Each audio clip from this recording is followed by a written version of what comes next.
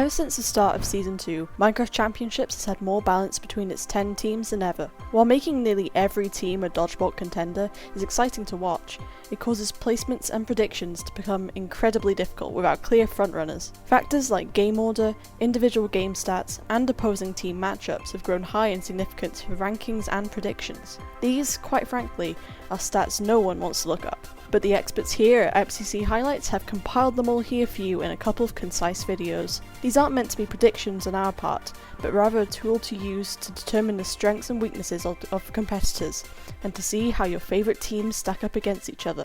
Without further ado, let's get started. Red Rabbits. A team that needs no introduction, a classic trio of Wilbursut, Filza and Tommy Innit joins Ranboo after a fantastic rookie performance in his first MCC. These chaotic quadruplets certainly have a road to Dodgebolt, but let's take a closer look at how they get there. Their best game is without a doubt to get to the other side and whack a fan. They average as a team 1,282 coins. Thanks to Ranboo's historic 5th place finish in his Only to Get to the Other Side, he fits in perfectly with veteran skill set of Tommy, Wilbur and Phil. This is Red's game to lose, with all 4 of them finishing above their personal average rating, a stat used to compare a player's game strength to each other. To demonstrate how this stat works, let's look at 2 players, Fundy and Pearlescent Moon. Fundy scores around 300 coins on average per game, while Pearl scores about 215. If we compare them in Sky Battle, Fundy scores 247 coins, while Pearl scores 229. While Fundy has a higher average score, Pearl scores above her average while Fundy is significantly below his. Therefore, I would say Sky Battle is a good game for Pearl, while Fundy struggles. This is to highlight the strengths of weaker players and give her a better idea of what they bring to the table in MCC. Moving on, their next best game is Hole in the Wall. They averaged 1,244 coins, being their best game proportionally. This time Phil is the carry, with Hole in the Wall being his best game by a pretty wide margin.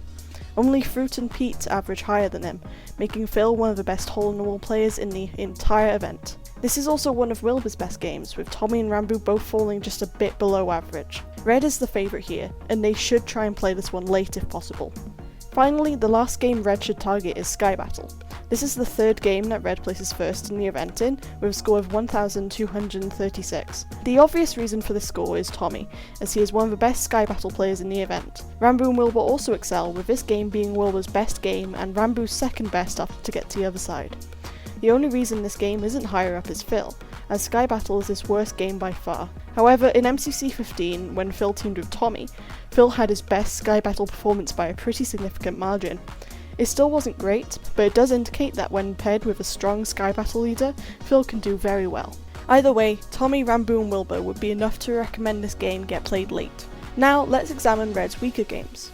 The first to examine is survival games, where they average just 891 coins. A big reason for this ranking is Ranboo only scoring 16 points in his first and only survival games. Wilbur also struggles at SG, with it being his worst game, and Phil comes in just below his average. However, Tommy is fantastic at SG, scoring only behind Sapnap and Puns in averages, and having a much larger sample size than either of them, and thrives in this situation, consistently overcoming expectations. He's taken previously weak SG teams, and has accomplished miracles with them. Still, based purely on the numbers, this game should be avoided at all costs. The other game Red should try and play early is Build Mart, to absolutely no one's surprise. They score almost exactly average, with a score of about 986. This is the only game where every member of Red scores below their personal averages, with Ranboo never playing it, but no one particularly struggles.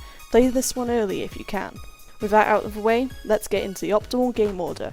Worrying purely on maximising Red's score, the best order is Build Mart, Parkour Tag, Sands of Time, Ace Race, Sky Battle, Hole in the Wall, Battle Box, and then to get to the other side, with survival games being skipped.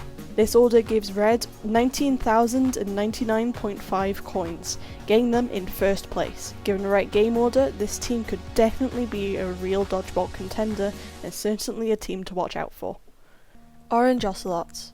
This 1-2 punch of a team is looking to make a deep run, with Punz and Tapel looking to continue their streak of top finishes, alongside the only female players to crack the top 10 individual boards in Captain Puffy and Shubble. With a very strong all-around team, you can expect this team to be very consistent across the board, and high potential for a superstar performance. The best game for Orange by far is Survival Games, and it's by a wide margin, with an average of 1,443 coins, that being the highest average of any team in any game. This is almost entirely thanks to Punz, who has scored 780 and 540 the 2 times he has played SG. This gives him an insane average of 660, not to mention that Shubble and Captain Puffy also have very respectable scores. The one member of Orange who struggles is Tapel, but he should have no problem with the group of players surrounding him. However, Survival Games is very volatile and unpredictable, especially as a game late in the rotation, so take this analysis with a grain of salt. Still though, this team remains to be the favourite of the game. Next up, Orange should target Sky Battle, where they average 1,182 coins. Tapel makes up for his SG scores here by this being his best game by far, single-handedly bringing up their score. Despite the rest of the team doing subpar in Sky Battle, Tapel's score should be enough to carry them to a strong finish,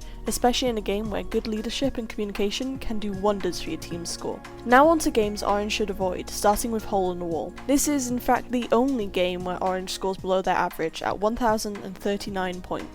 Shubble has proven to do consistently well in Hole in the Wall, and although Tapel's Season 1 scores hold him back, he is on a rapid ascension to becoming one of the best Hole in the Wall players of Season 2. The problem lies in Captain Puffy and Punz, who have both had relatively poor finishes in their most recent MCCs. Despite this, Hole in the Wall is all about that win bonus. Tapel and Shubble can potentially solo carry their team to victory through a strong performance. Another game Orange wants to avoid is Sands of Time, where they score 1,069 coins, almost exactly the average score. This score is actually hurt by Tapel and Punz, who have both done below their personal averages in this game. However, the sample size is limited, and with the coins being split, these numbers may be a bit lower than they actually should be. Regardless, Puffy actually carries this game, with it being her second best in the event. This game is still definitely on the weaker side and should be played early if possible.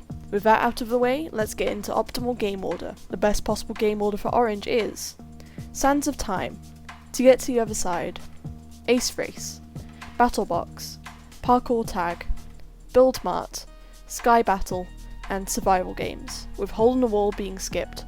This order gives Orange a score of 19,096 coins, placing them first in the event. A lot of this is thanks to the 3 times multiplier on SG, but this team is very able to adapt to the game order and has a lot of potential in many games.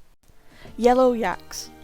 Next up, we've got the most winningest player in MCC, H-Bomb, with probably the most losingest player in MCC, Captain Sparkles. Rounding out the roster, we have the much anticipated return of George Not Found, and newcomer Ponk, whom we'll be using Skeppy score from MCC 14 for. We understand that this could be a grave underestimate, but we prefer to be lowered in expectation with new players, as to not apply any unnecessary pressure. Regardless of this team is extremely consistent, having the lowest deviation from their scores in the entire event. Although this will make getting into Dodgeball more difficult, H-Bomb is definitely the cat made for the job. The best game for Yellow is Ace Race, where they score 1,157 coins, being H-Bomb's and the captain's best game. In addition to George traditionally doing well in Ace Race, the only reason their score isn't higher is because of our current underestimate of Ponk. On paper, this is one of their best games, and there's potential to be even better than projected. To Get to the Other Side and Whack a Fan is up next for them, and is largely due to Ponk's score being represented by Skeppy, having multiple team bonuses in To Get to the Other Side. Even so, this team still does above average, and shouldn't be upset at all if this gets played late. The worst game for Yellow is easily Sky Battle, where they score only 926 points. Being H-Bomb and Captain's worst games, this poses to be catastrophic for the team's overall score. Although, George comes in clutch here, being one of the top 10 Sky Battle players in the event. With good leadership from H-Bomb, they have a potential to make a decent run at Sky Battle, but it should still be definitely skipped if at all possible. Next up to avoid is Sands of Time, although this is a bit deceiving. Though H-Bomb is the only one in his team projected to finish above his personal average, there is a high hope for this team, as both Captain and H are part of the Vault Hunters series, a similar adaptation to the Sands of Time game that gives them a big edge. Even so, George hasn't played Sands of Time since MCC 13, and Ponk has never played it, so teamwork and communication is going to be crucial if they look to do well in this game. Next up is the optimal game order. The best order for the Yaks is Sands of Time, Hole in the Wall, Survival Games, Battle Box, Build Mart, Parkour Tag, Ace Race, and then To Get to the Other Side, with Sky Battle being skipped. This puts Yellow in 4th place with Red above and Cyan below. If Ponk has a strong first performance and his team gets a good Sands of Time performance, this team could definitely be top 5 and possibly a dodgeball contender. Lime Llamas.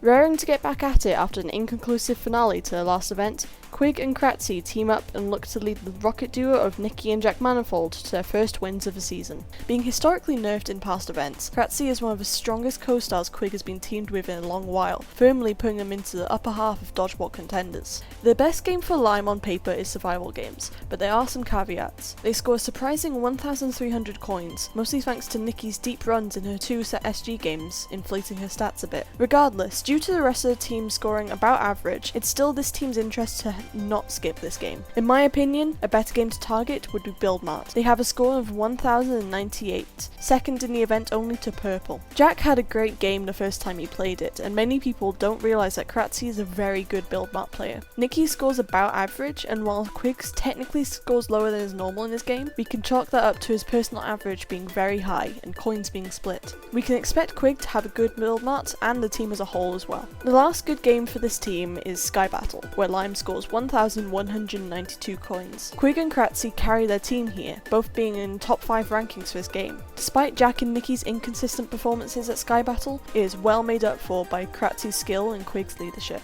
First up on the list for bad games is Sands of Time, where Lime finishes with 978 coins. There is a big question mark on how this team will do, as both Nikki and Jack have only ever been Sandkeepers, and Kratzy's inconsistent performances weigh the team down. Nikki and Kratzy have certainly been a part of high-performing Sands of Time teams, but it's still risky. The other game to avoid is To Get to the Other Side, where they score 1,003 coins. Jack has done fairly well in the 2 games he's played, but Quig and Kratzy both fall under their personal averages in this game. Not to mention, Nikki really struggles in To Get to the Other Side, averaging only about 68 coins. His score's been looking up as of late, but try to play this one early at all costs. Next up is the optimal game order. If Lime wants to make it to dodgeball, their best order is To Get to the Other Side, Hole in the Wall, Battle Box, Ace Race, Parkour Tag, Sky Battle, Build Mart, and then Survival Games, with Sands of Time being skipped. This order would give Lime a score of 18,096 coins, placing him 3rd behind Purple and above Red. Give him some good luck and maybe a return of the Build Mart finale, this team definitely has the potential to score above their expected score. Green Guardians. Hot off one of the best performances in MCC history, Sapnap looks to lead his team of Sylvie, Orion Sound and surprise return participant RT Game to a deep run in the event. Although their stats make it a very difficult journey, we know Sapnap is not one to give up easily. The best game for Green is Hole in the Wall, scoring 1,111 coins. While Sapnap won 2 of the 3 rounds in MCC 15, this team is really solid all around. Every member performs above their personal average, with Ollie and RT Game doing especially well. With a good multiplier, this can certainly jumpstart their hopes at a dodgeball run. Their next best game is Sky Battle, where they score 1,118 coins. Both Sapnap and Ollie have done exceptionally at Sky Battle, with Sapnap falling behind only Quig in personal Sky Battle average. It may still be risky, however, as RT Game has never played the game, and Sylvie traditionally struggles in it. Although she has been on an upward path, and with good leadership and support by Sapnap and Ollie respectfully, they can certainly make a good run out of this game. Now, the worst game for Green is Sands of Time, where they scored just 738 coins. This is the lowest score in any game for any team excluding the Simmers. Every member of the Guardians score well below their personal averages, although for RT Game his only Sands of Time score was from the first time the game was implemented, so there is high potential for improvement in his score, especially if they avoid lockouts, which is something this team is prone to doing. Communication is going to be absolutely key if this game gets played.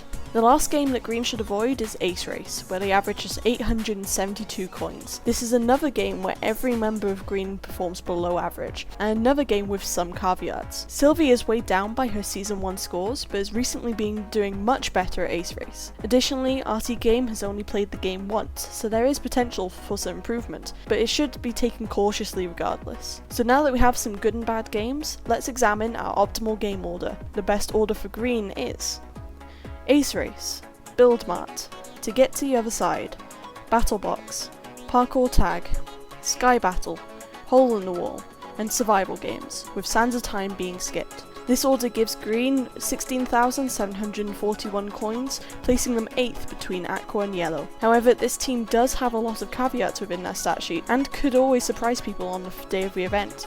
Given things go their way, top 5 seems very possible for this team.